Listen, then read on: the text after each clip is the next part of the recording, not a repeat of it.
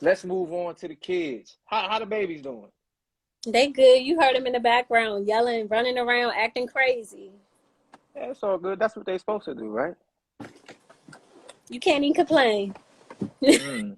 I got Let me ask you this. Hold on one second. It says, I want to make sure I get the comments because I run a live show. Mm-hmm.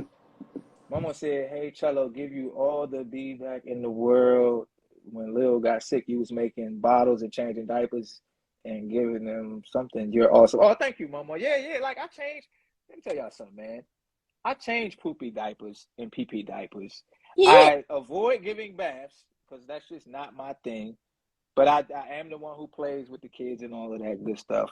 Take them outside and ride bikes and all of that fun stuff too. And, well, I won't bathe Finn. I'll give Libby a bath, but she's a little bit older. I'm scared of bathing babies. What's gonna happen? I don't know. What's gonna happen if you get fit of babe? She gonna yell and scream, and that's about it. I don't know. I be thinking like she gonna be slippery from the soap and I'm gonna drop her or something. I don't know, man. Like, and if she drops, she be all right. no, I can't drop my baby. She'll be all right. Trust me, Lil has dropped her before. No. Lil let her roll off the bed. Like, hold on. It happens. Every kid has a fall. So speaking of the kids, like, how have they helped you grow and improve who you are as a person? Oh, well,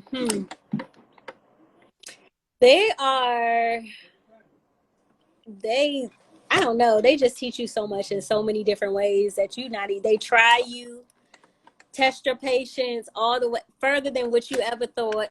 And they are the only ones who you give love to. Like, what is that? What do you call that? The type of love that Unconditional? Unconditional. There you have it. That love is really unconditional. You're saying from them to you, or from you to them, or just from you to them? Right. From them to you, you don't know. They're little people. Like, I feel like it's at this age, it's still unconditional both ways. But I mean, it's truly an unconditional love because it's like no matter what you do, I'm still gonna love you. I'm still gonna be your mommy. I'm still, no matter what.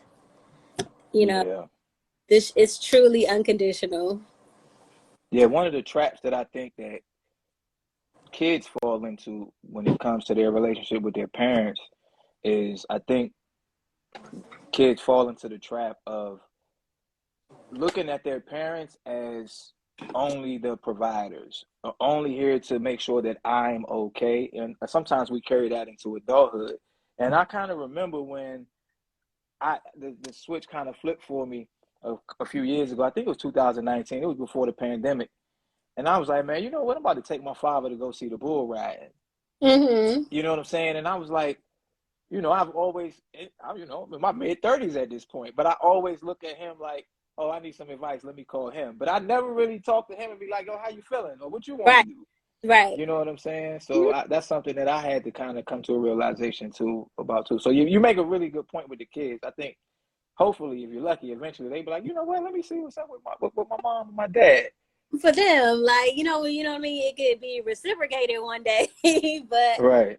I mean, and just to piggyback off what you said, I mean, in my early 20s, like, I finally realized, like, your parents, they're your parents, but your parents are just people. And I realized that, like, me and my mom had got into it real bad. And I was like, I don't know what just made the light switch flip on. Like, you're mad at your parents for whatever reason, or you know what I mean, you think back on your childhood and maybe things you didn't have or you couldn't get or whatever, even with my mom and my dad. And it's like you realize my parents were this age when they had me, and they were just doing the best that they could with what they had, you know what I mean? And they're just people, and they mistakes, they're just doing the best that they knew how to do at the time. You know what I mean? So yeah. And I was telling Lil, oh, my fault, go ahead. No, I'm saying that's what I'm doing with my kids. So